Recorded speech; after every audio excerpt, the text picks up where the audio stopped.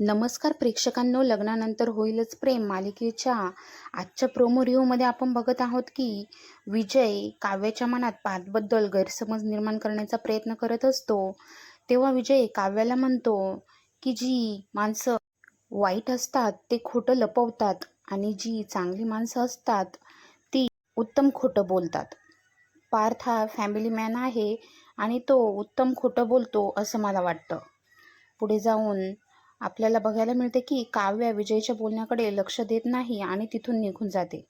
पुढे जीवानंदिनी बोलत असतात तेव्हा जीवानंदिनीला म्हणतो की आतापर्यंत तुझ्या गर्भात बाळ होतं पण आता नाहीये, त्यामुळे तुझी मनाची आणि शरीराची काय अवस्था असेल मी चांगलं समजू शकतो, म्हणून मी तुला योगा कर असं म्हणतो आणि जीवानंदिनीला थोडंसं हलकं करतो.